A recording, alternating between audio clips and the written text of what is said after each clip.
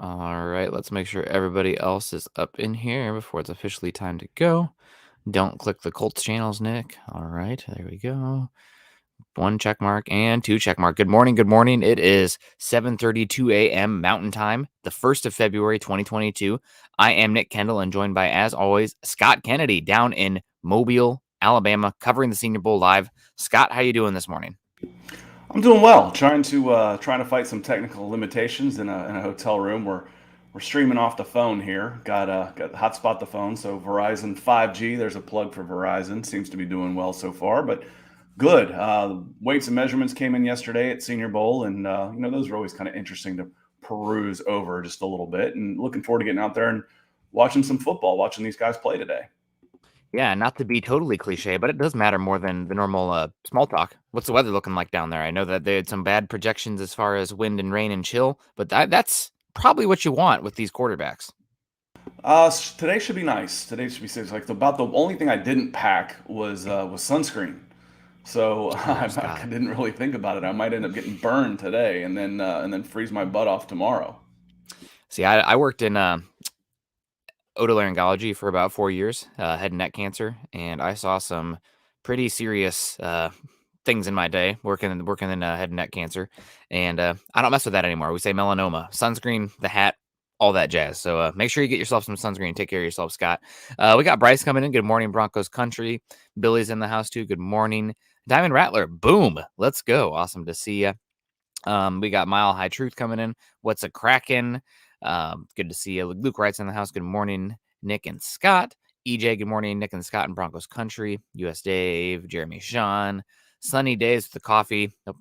Have you had your coffee yet, Scott? Do you have some really good I hotel have. room I coffee? went with the house coffee. I brought my French press, but there's not a microwave or a coffee maker in here, so Hmm. I went downstairs and had the house coffee. It wasn't too bad. I had 2 cups, so I had a nice little true. I tell you, I'm pulling in. I pulled in on Satchel Paige Avenue, right next to Hank Aaron Stadium. So this is my kind of place.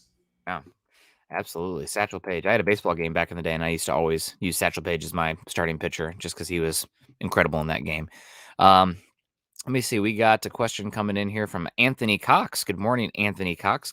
Welcome to Broncos for Breakfast, a Broncos country. What do y'all think about getting Marcus Jones in the 3rd round? Marcus Jones, cornerback out of the University of Houston, dynamic little player.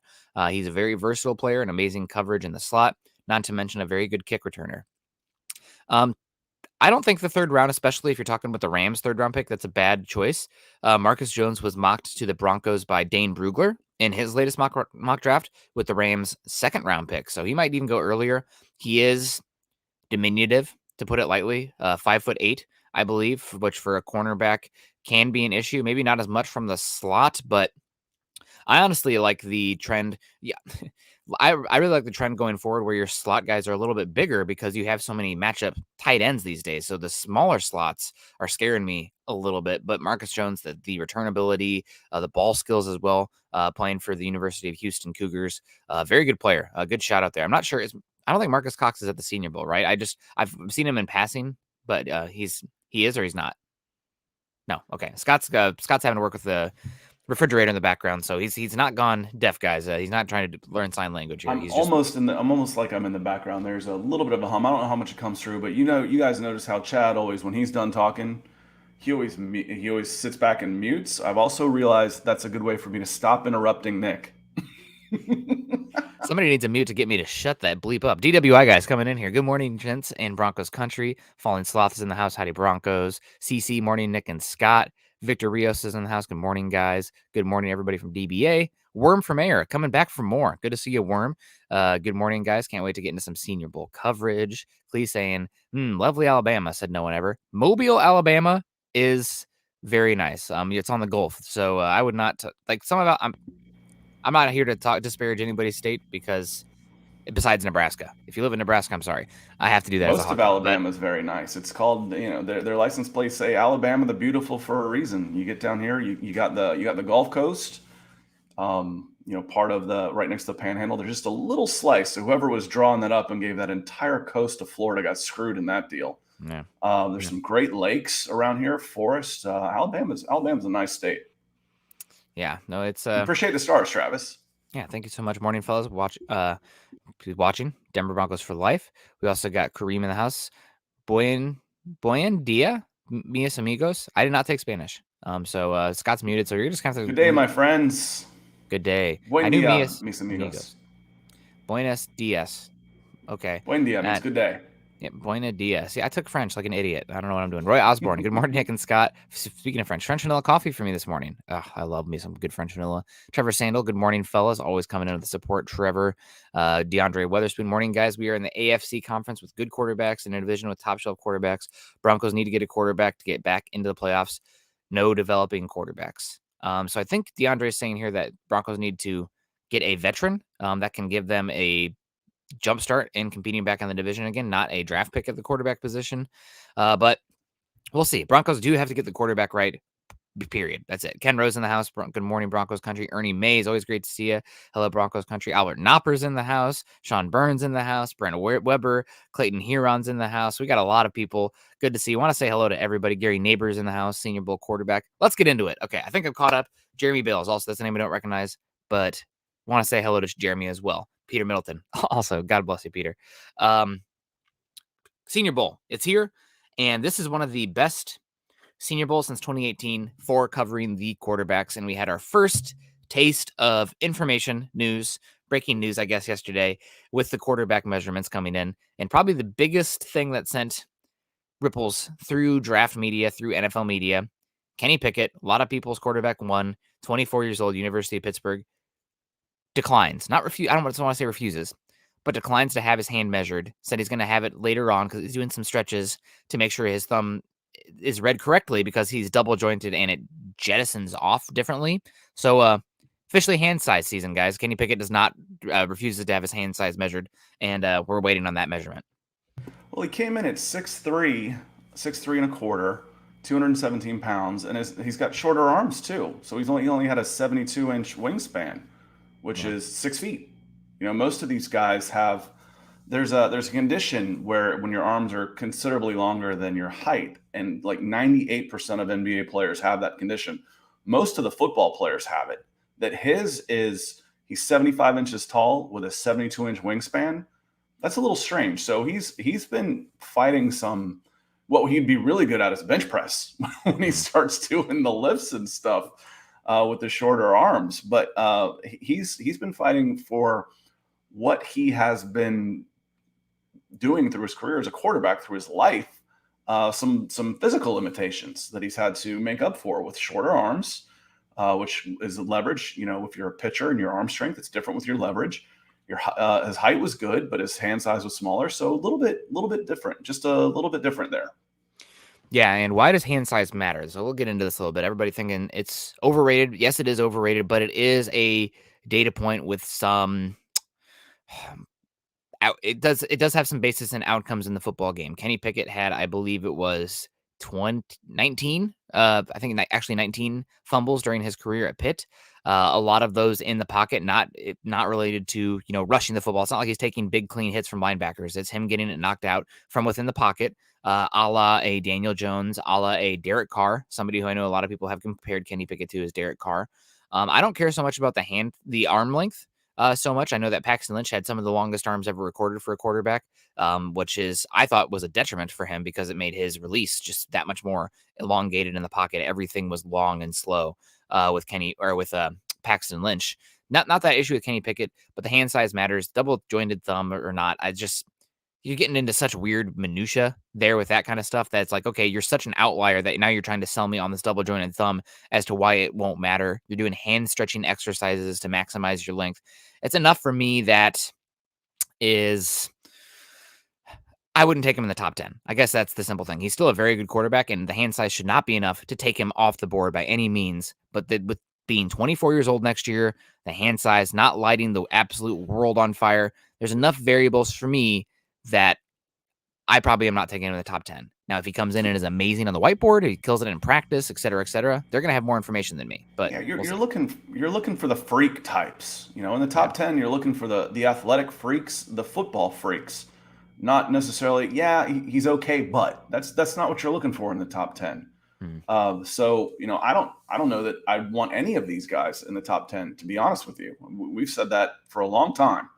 So with the Broncos drafting at 9, yeah, I'd love for the Panthers to take Kenny Pickett at 6 or Matt Corral at 6 and leave us another player to choose from at 9 or 8 or wherever down the line. The only thing what's worse than having no quarterback is having just spent a bunch of resources on having no quarterback. So yes, we'll see. And again, I won't come out of this more than likely completely convinced that anybody is in the top 10 based on Senior Bowl.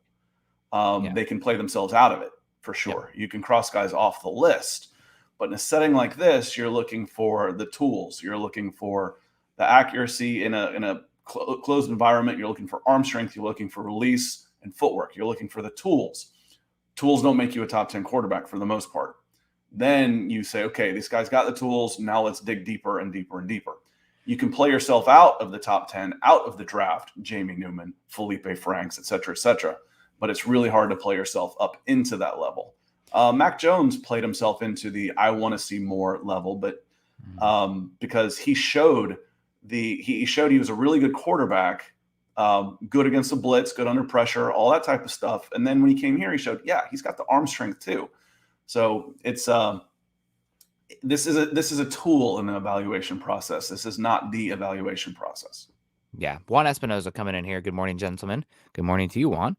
Just a question for you guys. Is the coaching staff money a part of the team's salary or is it separate? Not a part of the salary cap space. The Broncos obviously do have an overall budget, but that includes, operational stuff, community stuff, philanthropy stuff, and that's all underneath that big, huge budget. But the actual salary cap, coaches are separate. So that's why teams that like the Dallas Cowboys with rich owners can find a little bit of wiggle room in improving their team outside of the landscape that is the NFL, the forced parity, as Scott would like to say, of the salary cap. So that's an area where not a part of it. Thank you for the question, Juan. Good morning to you. Awesome to see new faces for the most part for me. And also apparently the news coming down the tracks that Brady officially retires. So there we go. Adam Schefter, I guess, gets the W on that one. I don't know. A lot of people want to cancel Adam Schefter. I don't even know what's going on there. So more quarterback stuff. Kenny Pickett, he's coming in as the leader in the house. I do want to ask you, were you there in 2018 with the you were not there in 2018. So I felt like in 2018, the talk of the town, that was, in case you guys don't remember, that was the Senior Bowl with Baker Mayfield coming to town. I think his mother was having surgery and he couldn't play in the game, but he flew down in a private plane, came in, all this hoopla surrounding him, and stole the town. Stole all the attention. Everybody was over the moon with Baker Mayfield's energy, his machismo, et cetera, et cetera. And I think if I learned anything from that, it's that while that machismo and that leadership is important from the quarterback position, still comes down to, can the dude spin it? What can they do on the football field? What extraordinary can they do on the football field? So if they come down there and Kenny Pickett's fine and he's the leader in the house, but Malik Willis is out there making throws that are 50 yards down the field across opposite hash marks, but he's not leading the drills, I don't give a bleep. I'll take the guy with the better tools because it's the Josh Allen versus Baker Mayfield comparison for 2018. And Nick, we were talking about, hand size. Why does it matter? All these reasons. And you just used one of the phrases that I was going to say. You just used it for me. I didn't have to bring it up out of context. The spin it. No. When you're talking about a quarterback that can fight through the wind and throw a really good ball, they talk that one of the quarterback phrases they use is, man, that guy can really spin it. Well, it's harder to spin it when you can't get your hand around the ball. You see a pitcher with long fingers, he can spin it. He's throwing a pretty nasty curveball. But with the smaller hands, it makes it harder to spin that ball. You might be able to get some velocity on it, but especially with a bigger ball and the wind and all that type of stuff is going to affect your ball a little bit more. So it does matter. And Travis comes in and says, I'm no expert, but curious about Malik Willis. He's my hope we draft in the second round. Now, I put out a tweet about the Falcons getting their quarterback of the future. They took 5 guys last year and about they could get their quarterback of the future down here. And I got eye rolls and all this stuff. I'm like, I didn't say it 8, you morons. But there's 7 there. We were talking about 7 guys between the 6 and Bailey Zapp. There are 7 guys that were mentioned. The 6 down here, because Bailey Zapp came in and he put up just crazy numbers, almost 6,000 yards in one less game than Bryce Young, beat him by 1,000 yards. Now, is this a David Klingler run and shoot guy from the old Houston days, or or can he play? Well, we'll see. He'll get to throw with some of the guys that are considered in the first round. And Malik Willis is a guy I think he will show off some raw tools, but I think he'll struggle in this environment. I really do.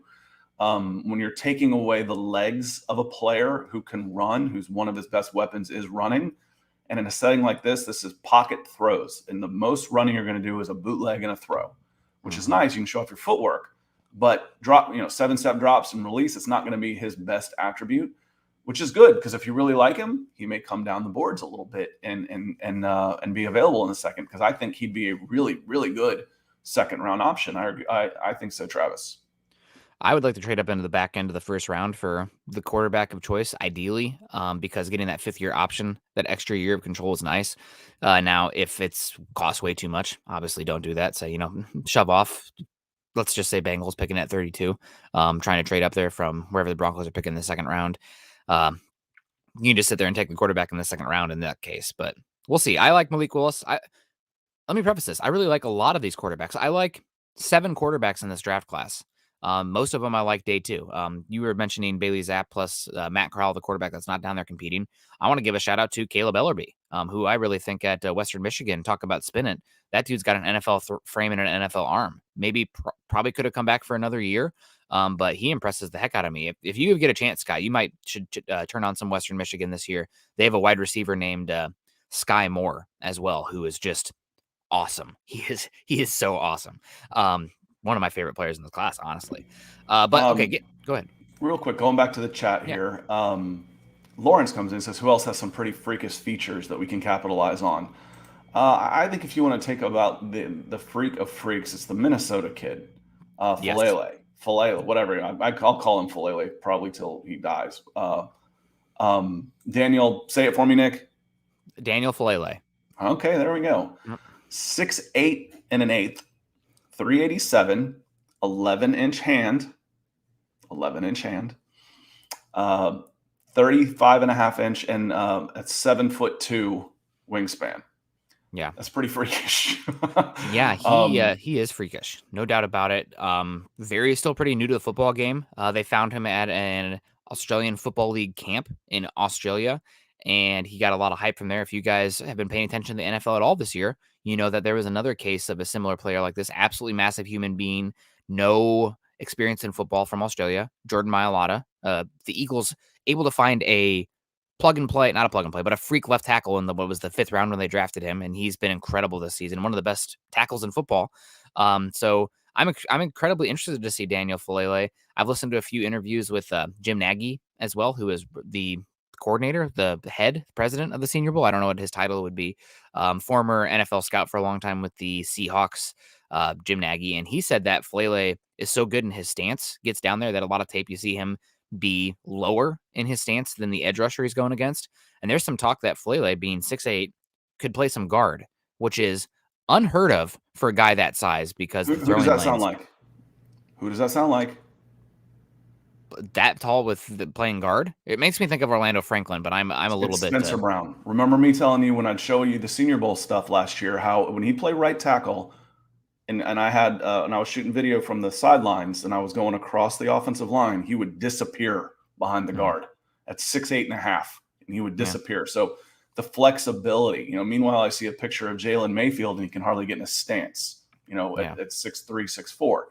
So the flexibility of a guy like this is going to be fun to watch. So I'll probably, they come out in shells today, just in shorts, and I will probably focus a lot on the skill guys, because they won't be doing any, and then I'll do linemen more tomorrow. So I'll get a good look at the quarterbacks today. But there's a few of the numbers in here, just to finish off with Lawrence's question. You look at Gene DeLance out of Florida. He's just a shade under 6'4", and he's got an 86-inch wingspan. That's 7'2". I mentioned that condition is a 7'2" wingspan on a 6'4" frame. I mean, the guy's tying his shoes without bending over. That's incredible. Yeah, and shout out to that. And what was the name again on him? That's one I keep forgetting. DeLance, maybe Jean DeLance. Jean DeLance, Jean DeLance. Delance, if you guys get a chance, again, this is just me giving you guys homework. I can tell you what I saw, or you can go do it yourself. But the Florida-Alabama game this year, Delance actually had one of the best games against Will Anderson I saw of anybody this season.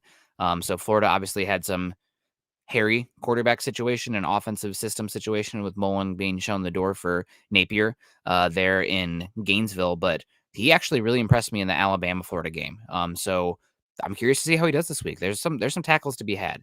Leon Yeah, Archuleta.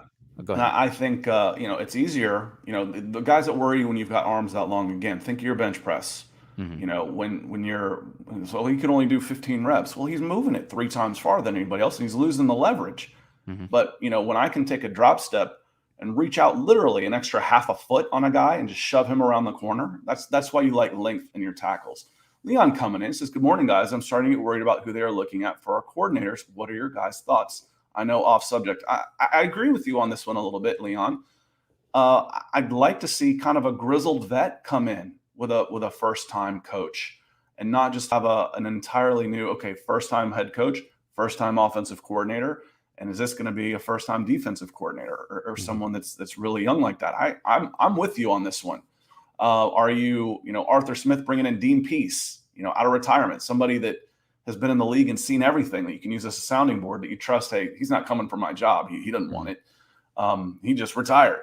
I agree with you. So I would expect, even if it's not one of the coordinators, you're going to have some position coaches on there with 20 plus years of experience that they can use as a sounding board. That's a good question. Yeah, nope, absolutely. Thank you so much for the question. Oh man, there's so much we want to get to at the Senior Bowl here. We got some questions coming in from we got Travis coming in. Oh, Nathan first. What's more important at the Senior Bowl? It's okay. What's more important at the Senior Bowl? Seeing the practices or the game itself? Safe travels, Scott. Scott is there, so safe travels to the practice today, Scott.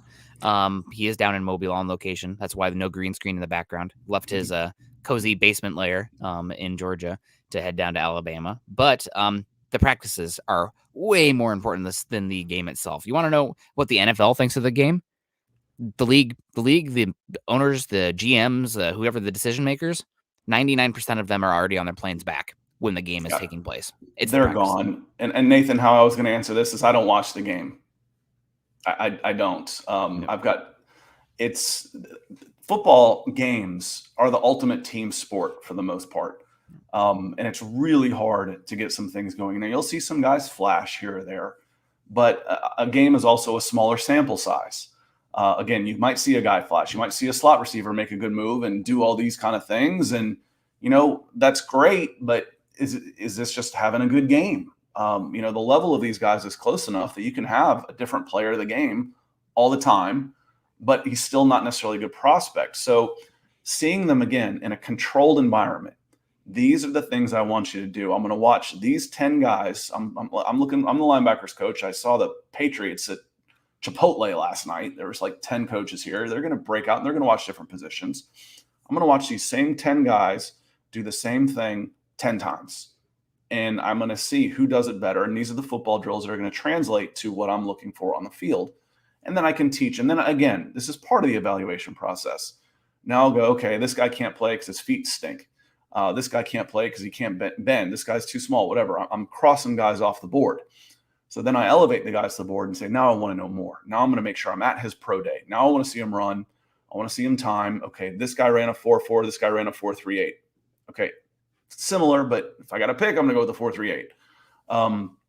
So the games, while I watch the games a little bit almost just to see fan reaction, because I know you're watching them and I'm in media and I have discourse with you. But for me, for an evaluation standpoint, the games don't matter. They really don't.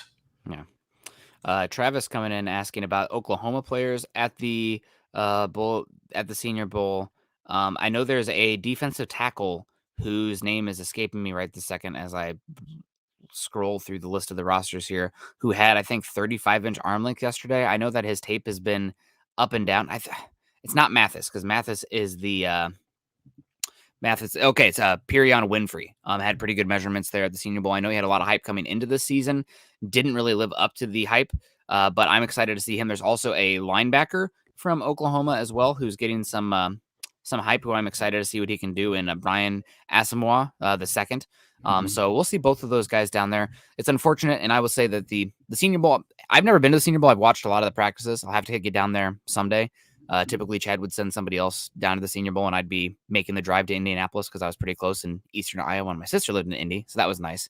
But the Senior Bowl, you don't get as much for the linebackers or the running backs, even sometimes like the tight ends as much, but it's about the one-on-ones in the practices. So it's the defensive line versus the offensive line reps, and it's the cornerbacks / safeties versus the wide receivers. That's where you're going to really get an idea of these players, because you're going to get one-on-ones in situations that you typically don't see in the games. Like, how often in football games do you actually see a cornerback go up against a wide receiver in one-on-one without help of an overhang safety or something like that? Not very often, but because you're going to get those reps, More you're often going to than find you out. see them run a 40-yard dash. That's true. More often than That's that. true. But again, more often than you see them get to run 40 yards unopposed in shorts. But again, it's part of the evaluation process. There's also a guy here, edge Isaiah Thomas, came in at just under 6'5", 260 pounds, with an 80-inch wingspan. And Perion Winfrey on the defensive line measured just under 6'4", 300 pounds, and has almost an 86-inch wingspan. Yeah, he's got. I told my friend that I ran into here last year, who I worked with him at Fox Sports out in LA, and he's now an agent. And he had one of these guys. It was a kid from East Carolina, and I forgot his name, who had a wingspan like that. He's like 6'3", but had a wingspan that was bigger than Spencer Brown's, who was 6'8". I said, do yourself a favor and get him on a basketball court and just have him do dunking contests. Just go out there and show off his athleticism and that reach and that all those things that will take advantage of him, and just put it on social media. It will absolutely blow up. So Perion Winfrey, 6'4", 303 pounds with an 86-inch reach. That guy's reaching up and touching the rim with arms like this. So on the defensive line, that's real interesting. So appreciate the question on the Oklahoma kids. Yeah, we got Ethan coming in here as well. I may have missed you talking about it, Nick, but what do you think about Tyler Linderbaum from Iowa? Get this one. It's okay. You watch enough that you had to have seen him talk about Tyler Linderbaum. Had to have. He talks about him every show. Yeah, but I feel like I'm not like harping on him. I'm almost a little bordering on dismissive, because where the Broncos are picking. In this class, you would get the certainty of getting a very good center, but I don't think he is a scheme transcendent center. That being said, the Broncos are going to play the scheme that he's probably the best fit in that wide zone, because Tyler Linderbaum, he's got a smaller frame, but he moves extremely well. I don't think he is a Jason Kelsey level athlete where he looks like a bleeping running back in space, running with his guys. But he's a very good athlete in space, climbs very well. I'm not sure how he'll hang with the one-on-ones. I'm really excited to see us. I wish he was down at the Senior Bowl. I was about to say him down at the Senior Bowl versus Travis Jones, but the pure nose tackle type, I don't know if he can hang and anchor against a guy who's got 40 pounds on him and length on him as well, but he's very good. Center hasn't been taken above pick 16, I think, maybe ever, but it definitely since I can remember the draft. So it would be weird to see him go super high, but he's a very good player. It's just he plays a devalued position, and he's not scheme transcendent. And let's be honest, Nick, there aren't many centers in the world in NFL that can hang with the guys you just mentioned, or they wouldn't be centers. Yeah. You know, I mean, they'd be defensive tackles. Mm-hmm. You know, if you've got that kind of size, power, and athleticism, you're playing defensive line. It's harder to find. It's a tough defense is harder than offense. That's why the better athletes, for the most part, are on defense, because you've got to react and all that type of stuff where the offense knows where they're going. So, you know, saying that he couldn't handle, you know, a 6'3", 320-pound moving rhino head up over him, that's not that big a concern, because there aren't many that can. That's why you get help from your guard, the guy that's 6'3" and can squat a house. So there aren't a ton of guys like that. And Ethan, appreciate your support, kicking us off in February with a very generous donation from England. Travis coming in. Travis coming in a little with changing the subject a little bit here. So if we don't get Rodgers or Wilson, there was another question coming up that asked, who do you think will be the starting quarterback next year? I'm like, I don't know. Drew Lock starts game one. Travis Tarbuck says, if we don't get Rodgers or Wilson in the first, hoping for a right tackle or edge, and once again, Malik Willis in the second. Yeah, that'd be nice. That'd be real nice. If Charles Cross falls to you at right tackle, if Ekwonu happens to drop some, or one of those big edge guys, you get a Jabo, Karlaftis, one of those guys falls. Great. There should be a lot of good players here. And then, oh wait, down here, middle second, Malik Willis is there. That's intriguing. And I can play him for a year behind Drew Lock and see who the better man is in 2023. Yeah, I'm so excited for you to get eyes on these quarterbacks and see them reps side by side, because I'm curious to see how these guys' arms look live, according to your opinion, and whose arm pops the most and whose arm looks the most natural when they're doing it. Because I've seen some people, I personally believe that the strongest natural arm in this class is Malik Willis. But some people think that Sam Howell has the strongest arm. Some people think Carson Strong has the strongest arm. Obviously, arm strength is not the only defining factor for a quarterback success. But I mean, just look at Joe Burrow.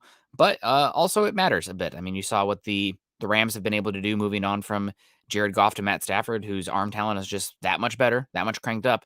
And it's made a difference for them. So obviously arm talent does have some impact. Miguel coming in. Good morning, fellas. Good morning to you, Miguel. Hope you're doing well. And Matthew Stafford has one of the best arms I ever scouted. Yeah, flat I mean, out. just pops. His ability to get velocity from different, off his back foot, fall into his sidearm, all type of stuff. He's got one of the best arms I ever scouted. The fact that he hasn't made a Pro Bowl is silly. Now that he's out of Detroit, he'll probably get it next year. If he didn't get it this year, I don't think he wouldn't have been able to go this year anyway.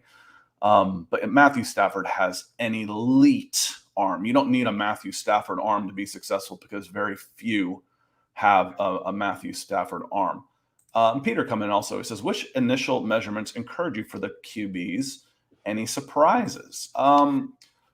For any surprises for me, and I've resorted this, I've got all of the teams' names and all this in a spreadsheet, and I keep sorting it because there's so many on here. So let me resort by quarterbacks. As far as the I'll quarterbacks, tell you what, the one that got me a little bit was Malik Willis. Malik Willis coming in just a shade over 6 feet tall. I was hoping he'd be a little bit taller than that. Yep. Howell and Willis had very similar measurements. I'm happy that both of them are officially over 6 foot, which is great to see. Because if they weren't, then that would be pumping the brakes there. But both of them come in over 6 foot. Both of them are also some thick boys. Multiple season there. Willis 220 pounds. Yeah, Willis 220 on 6 foot. That's a running back frame. But Howell as well, 6 foot 221. That's pretty incredible. So excited to see what those guys look like out there. I don't think that Phil Luongo, the North Carolina offensive coordinator, used Howell as a running threat. I don't think is a viable option in the NFL for Howell, because it's not going to be going up against, let's just say it, people, terrible ACC defenses outside of Clemson and Pittsburgh, but that's not going to be an option for him. But he's a fine enough athlete, and he's thick, he's tough. The other measurements that stuck out to me: Strong coming in at 226. I thought he looked pretty light at Nevada, maybe even like 215. I get a lot of Jared Goff vibes watching Strong, because the limited athleticism and the smaller frame, but the ball comes out of the hand nice and pretty. The other one that kind of maybe concerned me a bit: Ritter had pretty good size all around, 6'3", 10-inch hands, but only weighing 207 with that frame concerned me a bit, because he always had those little stick legs. You want Ritter to be up there probably about 225 ish, and coming in at 207. I wish you're a little bit thicker, buddy, because I want to see if you're going to be a good quarterback in the NFL. I think you got to work some quarterback power, quarterback zone reads early on in his career. And we talk about the hand size, but the arm length, is for Kenny Pickett again. He's the only quarterback there at 6'3". He's over 6'3", so he's the second tallest quarterback with the shortest wingspan by 2 inches. The shortest arm length by over an inch. It's just the thing is, he's actually fairly normal. His arms are a little shorter than his height, but for when we start looking at the athletes at this level, their wingspan is almost always bigger than their height, longer, wider, whatever, however you want to say it, than their height is. Wow. Yep, and Brady is officially retired, coming across my Twitter feed. So end of an era. That's great to see.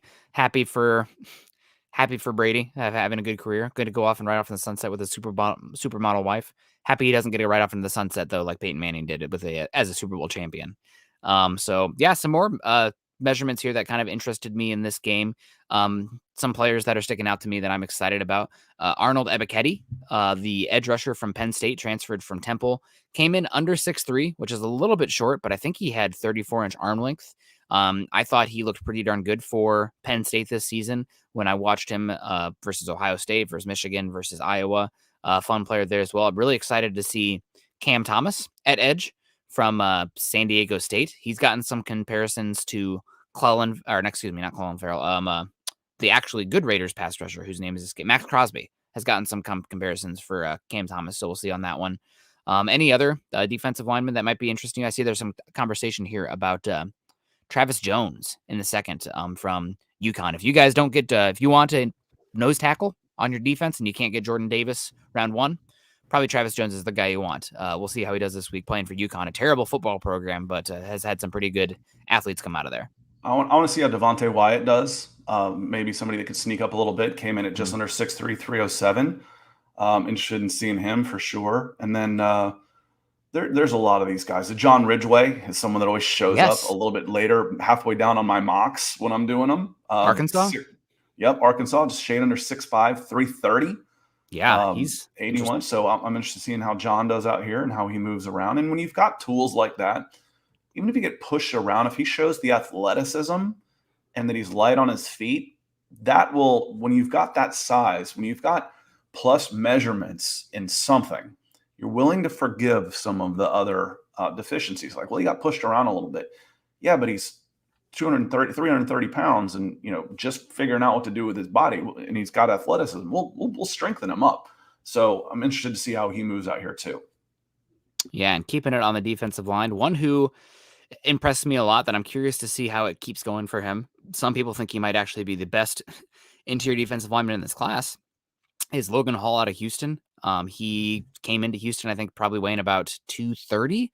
And I think yesterday he measured up at about almost 280. So he has been putting on the mass. He's got length. He still needs to add more to his frame. But watching Houston, I remember watching Houston last year, and they were almost hard to watch because they had two guys that had the same similar frames that were bursty, really talented defensive linemen. Last year they had Peyton Turner, who ends up being the first round pick for the Saints. And this year they got Logan Hall. So I'm excited to see what Logan Hall can do down there. His frame, he still needs to add more mass, in my opinion, but that dude's got some heavy hands. We'll see if it translates against some of the better competition in the one-on-ones at the Senior Bowl. And this is a good shout on Travis Jones. 6'4.5", 326 pounds.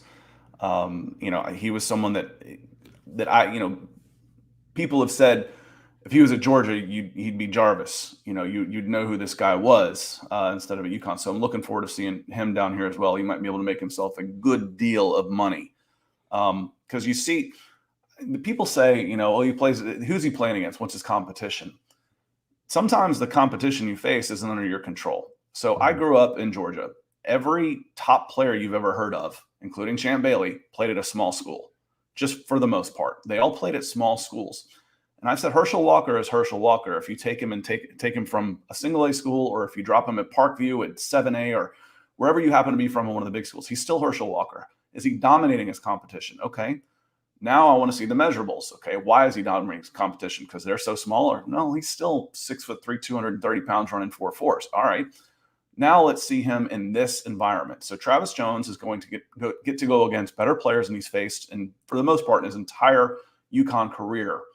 And it'll get him a chance to remove any of those doubts and to prove that he belongs out here and move himself up the board. So he's somebody I'm definitely interested in. Yeah, absolutely. And bringing the dinner bell here, guys, because Scott's got to get moving here pretty soon with the Senior Bowl getting all the live eyes down there. Make sure you're joining us tonight for building the Broncos, as Carl and I will talk a little bit about the Senior Bowl today and hopefully get some of Scott's insight on that as well. We got Elliot Sean coming in here saying, good morning, gents. What is your favorite NFL player of all time? Champ Bailey for me.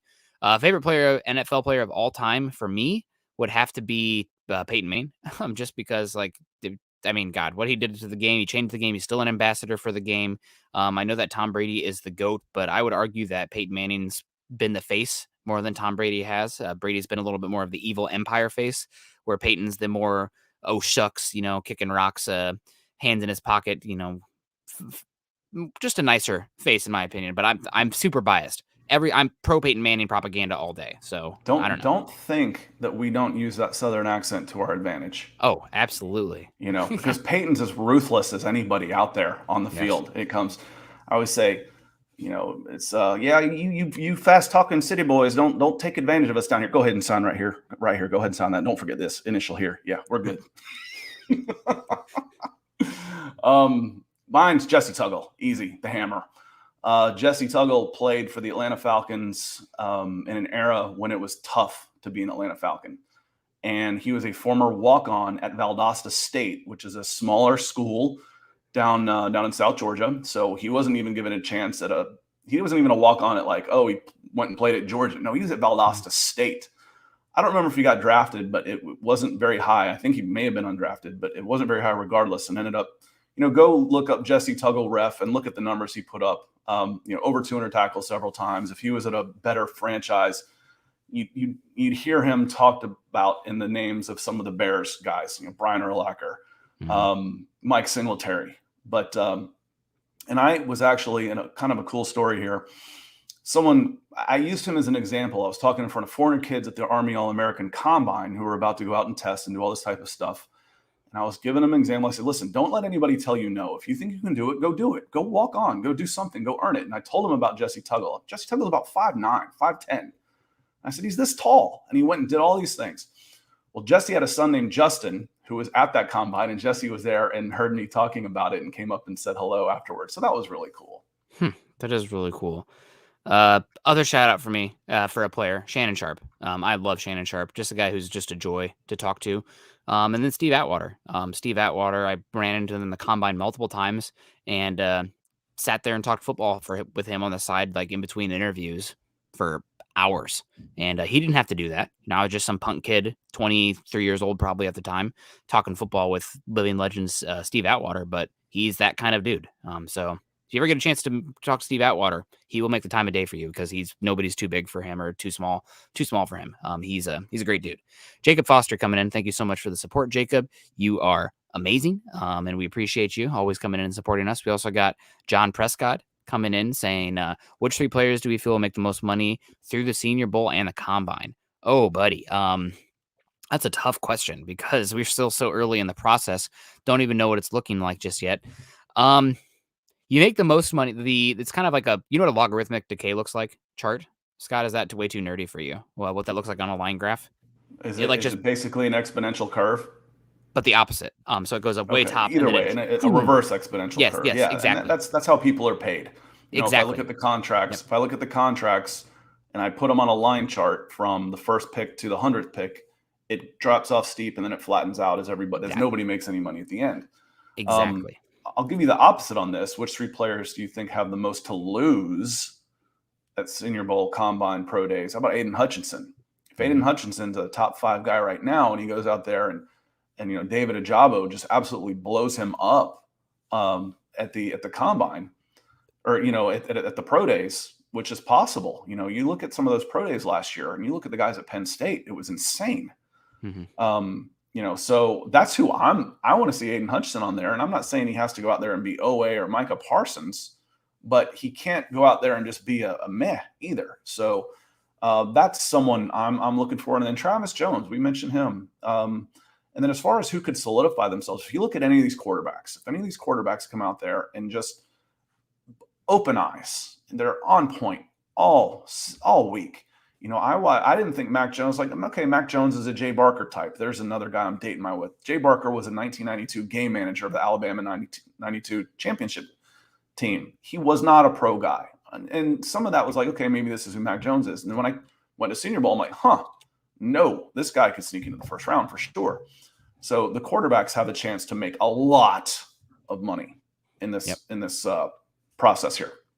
I was going to say Sam Howell has a chance to make a lot of money. Right now he's being talked about as a day 2 quarterback, but prior to the season, he was in some mocks as the number 1 overall pick. Goes to show you how silly some of those mocks can be, but he's got arm talent. He's the youngest quarterback in this class, and he lost a lot of talent last year, moving on from losing Daz Newsome, Dwayne Brown, Michael Carter, and Javonte Williams, running a system that didn't give him a lot of layup kind of throws. The layup throws were, hey, you're a running option now. So that's one that interests me. Somebody else who can rise up. Obviously, the quarterbacks are a lot of guys who could rise up in this process. I'm curious to see if any of these wide receivers separate themselves. There's a lot of wide receivers right now. If Treylon Burks comes out there at 6'3", 230 and runs a 4.4 40, he's going to rise. He will climb up. Drake London has the ankle injury. Jameson Williams has the ACL. So those are two guys who were thought to maybe be at the top, but now they have the injuries. So Treylon Burks is one who could rise up a lot. And in the Senior Bowl itself, I am curious to see if consensus number one tight end right now in Trey McBride out of Colorado State, go Rams, for you listeners out there. If he really does solidify himself as the number one tight end in this process and make himself a lot of money in doing so. So we'll see. That's a good question, though. I haven't really thought about that so much as far as who can really change their stock in the pre-draft process. And Travis said Warren Sapp. I'll be honest with you, I'm not a fan. His game, not a big fan of Warren Sapp, the person. It was I got to do a little work with him around him at NFL Network. Some of these guys are great, some of them aren't so great, and I think the truth came out about what Warren Sapp was like to work with. It came out not too long after that. Mark Schrader coming in with big stars. So good morning, guys. I hate it when work gets in the way of breakfast. That's why we try and make work and breakfast. That's why it's the same. We make it together, but appreciate the big stars coming in and the huge support you showed us all through January and now continuing into February. Hope you are doing well. Yeah, hope you're doing well.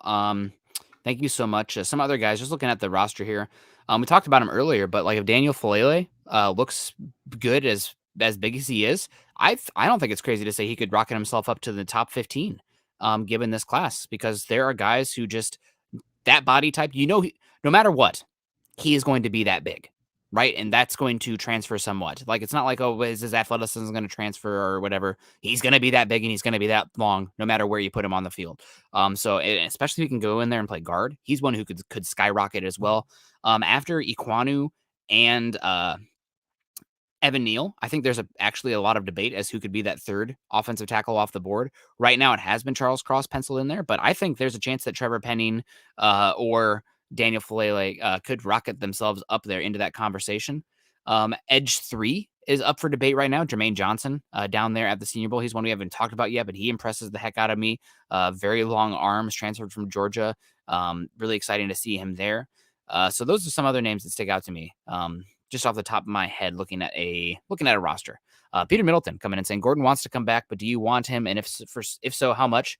I would love to give Gordon a 2-year, $8.5 million contract, maybe 9, and that year 2 essentially has like $1 million dead cap on it, where if like he has an injury or is ineffective, you can eat the dead cap. It's worth it to have him on the books, I think, for that talent. Also, another factor is everybody wants to see Javonte Williams get a lion's share of the carries. The Packers went out there and gave Aaron Jones a massive deal for a running back, which a lot of people, what are you doing at the time? And then spent a second-round pick on A.J. Dillon. So Nathaniel Hackett coming over. They had reps, even with Aaron Rodgers, to use 2 running backs effectively. So I think that if Gordon wants to come back, you can work out a friendly deal for him. You should bring him back. I'm wondering if they already have their RB2. When you give a third guy 2 years and $4 million, it's to be a number 2 guy. And we're talking about Mike Boone here. No. Most of the time, Mike Boone's of the world are practice squad flex players who were 6th-round draft picks or undrafted free agents, not sitting there making $2 million. Yeah. So that may have been one of those pay it forwards. We know we're losing Melvin Gordon next year. We're going to have his replacement ready to go. He's already been in this, I won't say the system, but he's already been in the culture. He's already been part of the team for a year. And you've already got your RB2, because you just don't pay third-string running backs $2 million a year. So you may already have your running back 2, but I agree with Nick. If you offer a $4 million deal to Melvin Gordon and he takes it, yeah. I mean, if he wants to play for 4, that'd be great. I think that's fine. It seems to me like the biggest problem you have with Boone was how much money he was making, because he was a good running back, no doubt about it. Yeah, Boone, the thing is, and this is always the issue with free agency being before the draft, you didn't know that Javonte Williams was going to come down to you. You didn't know that you'd have a shot at him to bring him in. So you solidify your roster beforehand where if you didn't have a single draft pick, you'd feel comfortable taking the field. And bringing in Boone did that for them last year. Then they get Javonte Williams. But Boone is fine. Boone gives you an option where if the options don't play out for you with Melvin Gordon or somebody else, you're okay. You're competent there. But I did an article. There's actually a pretty good disparity as far as the power runs to zone runs for Javonte Williams in comparison to Melvin Gordon, which concerns me a little bit for Mike Boone. For Javonte Williams in this outside zone stretch kind of look scheme. But we'll see. Again, it comes down to if Melvin Gordon wants to be back and he's willing to take a little bit less money, you're probably going to get a surplus on value in bringing him back in that kind of scenario. And you shouldn't scoff at it in any way because running back is a very volatile position. Melvin Gordon has been able to stay healthy in Denver the last 2 seasons. And not often you see running backs get third contracts with the limited carries he's been able to have the last 2 seasons because of the split. So again, $4 million per season over 2 years. Sign me up. That's fine. You don't have to do that either, but I think that's a fine way to go. J Milzo Ryan coming in $5. Thank you so much, J Milzo, saying, does anyone feel Devin Lloyd is a priority? I feel he would be a premier off-ball linebacker in the NFL. Georgia Nakobe Dean is too small. Thoughts? I tweeted out last week roll your eyes or scoff at it if you want, but it's still a data point that we can use. Pro Football Focus defensive grade in comparison to where guys were drafted, and I did it all the first-round linebackers over the last 5 seasons, off-ball linebackers, not the edge rusher types. The average grade for PFF for a starter is 50. So if you're above 50, you're an above average starter. If you're below 50, you're below average starter. The average starting grade for a first-round linebacker in the last 5 seasons was, I think, 42. And only 4 out of 17, I think, were above 50. Not 70, 4 out of 12. I'll have to find that graphic. But either way, long story short, the hit rate of off-ball linebacker in the first round is bad. It's not very good. There are a lot of reasons for that. We can get into that another time, but it's just not very good. So I personally would not use a first-round pick on an off-ball linebacker because the hit rate is not very good on those kind of picks unless you're absolutely in love with the guy. But you should go into that knowing the risks. I do prefer Devin Lloyd with his versatility. I think he's longer. I think he's just as fast. I think he's better in coverage. He looks a little smoother in his hip flipping. But I like Dean a lot too. I wish Dean was this is crazy to say. I wish Dean was a little bit more athletic for how small he is. Like to be that small, I want them to be out there looking like, wow, that guy moves incredibly different than anybody else. I don't see that with Dean. Yeah, go ahead. The pro days could be really good for Nakobe Dean. You know, if he goes out there and he works out and he throws up a 3.9 shuttle and a sub 4.5 40, could be really good for him. I think, based on just height, weight, speed, tools, I think Devin Lloyd probably is a better prospect. You're looking at Nakobe Dean for what else he does for the team. Basically, he can run your defense. We talk about trust with coaches a lot. You trust, not only do you trust Nakobe Dean to do his job, you trust that he's going to get everybody else to do their job. What's that worth to you?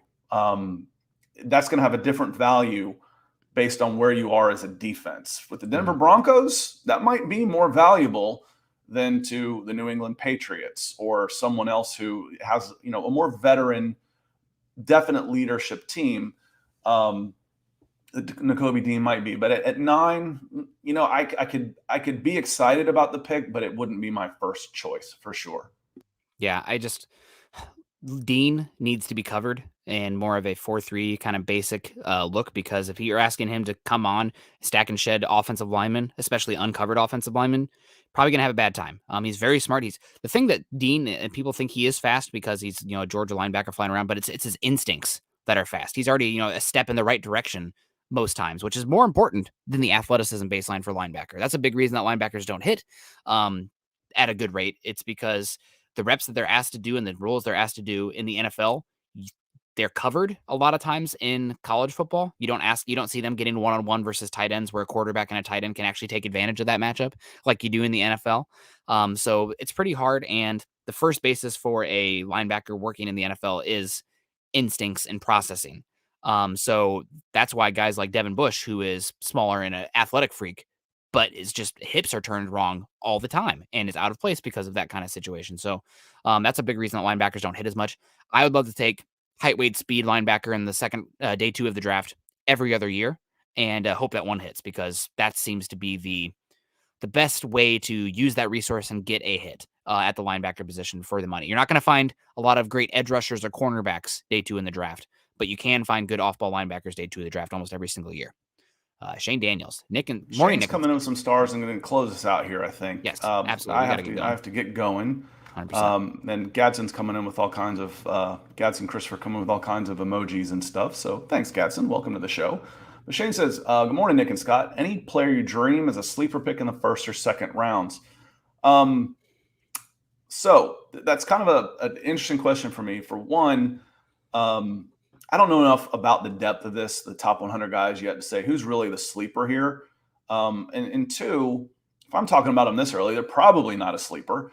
3, who are somebody that could be that I might hope to get later in the second, maybe third rounds that is being undervalued at this point right now. And for me, that guy is John Metchi, the wide receiver out of Alabama, considered the best receiver at Alabama before he got hurt, and now he's disappeared. Now nobody's talking about him. That's good if you're the team.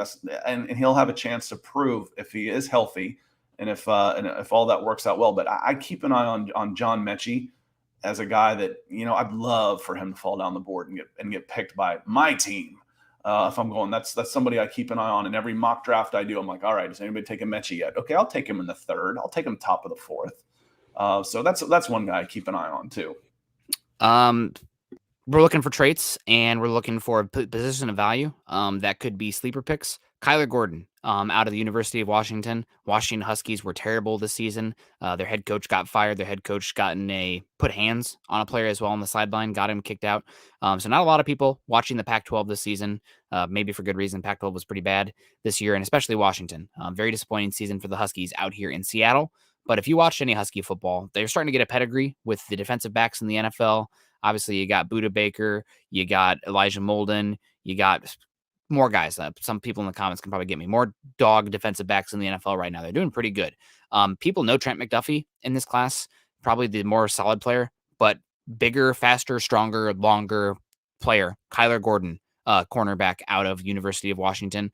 I think it was Daniel Jeremiah had him at pick 29 in his mock draft. Somebody did, banking on the tools for him. But keep an eye out for Kyler Gordon because he is a freak athlete, still kind of figuring out the cornerback position, but not many guys are able to move like him with the length that he possesses. So he's one that's definitely a sleeper.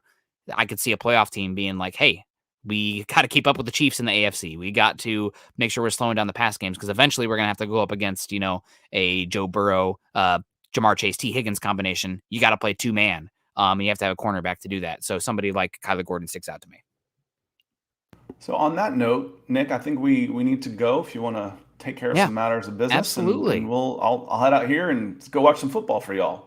Absolutely. We love you guys so much. We will see you again tonight with Scott coming back in here with running the show. But Carl and I will be here tonight for Building the Broncos. Scott and I will also be here Wednesday morning over on Scott's channel. We'll get to that in just a second. But make sure you guys are following us at Huddle Up Pod. And Scott and I also at Scott Kennedy, or at Scout Kennedy. And I'm at Nick Kendell MHH. Make sure for sure you're checking out Scott's channel and Twitter right now because he's going to be posting a lot live down in Mobile. Hopefully enjoying some good weather there before it turns. Although I'm hoping maybe for some bad weather so we can see if the Kenny Pickett hands become an issue. But who knows? Come follow us at Mile High Huddle. Also, if you guys are on Facebook, make sure you're joining our communities there at facebook.com/Mile High Huddle, as well as /Mile High Huddle Pod. I saw that we did have another 5-star review yesterday. Appreciate that. That person coming down the gauntlet. But there's some new names in here. I know you guys got iTunes. I know some of you guys in there have iTunes. Make sure you're heading to Apple Podcasts on iTunes. Find Mile High Huddle. Find Huddle Up Podcast. Leave us a 5-star review and comment because that really does a lot. I appreciate whoever did answer that call to action last time. If you guys are on YouTube, make sure you're subscribing, liking, and sharing on this channel. And especially you want to check out Scott's channel, youtube.com/C/Scott Kennedy, where we will be live tomorrow. Scott might be live multiple times on that channel. God, he's going to just do massive information dump on that channel. But we'll be live there tomorrow morning to talk some more Senior Bowl and NFL draft. Yeah, and it was Travis Weber was one of the folks that came in and gave a 5-star review. So appreciate you, Travis, for sure. And sorry you got caught up in some negativity on Friday night. I think that's been sorted. And someone asked, I think EJ asked the schedule. Practice kicks off in an hour. The first practice, they will have, I think, 2 1.5-hour practice sessions with a half hour in between. So it gets done 10:30 to 2:30. I'll come back here and I will log every single video I shot, which takes me about an hour or two. And then I'll probably pick at least one person, no pun intended, but probably Kenny Pickett, I think, will be the one that people want to see the most. And I'll make a highlight film of him. And then I'll be on building the Broncos tonight. I think I'll pop in for a guest spot for just a few minutes to talk about some things. Then I'll be cutting up video and dropping highlights on my channel. So, and then we'll be up in the morning again to do it all over again and talk about some of the top players we saw. So stay tuned. Follow on Twitter, and you won't miss anything. Yeah, absolutely. Congrats to Tom Brady on the good career. I guess congrats to Josh McDaniels on being the Raiders. New head coach as well. We'll see how that goes. I meant to get rid of that one. It's because it's on Twitch. It can't let me hide it. Stupid. All right. Well, we love you guys. We'll see you later. Have a great day. Have a good Tuesday. Happy February. We made it through the first month. Spring is right around the corner. Choose kindness. Choose compassion. Go Broncos.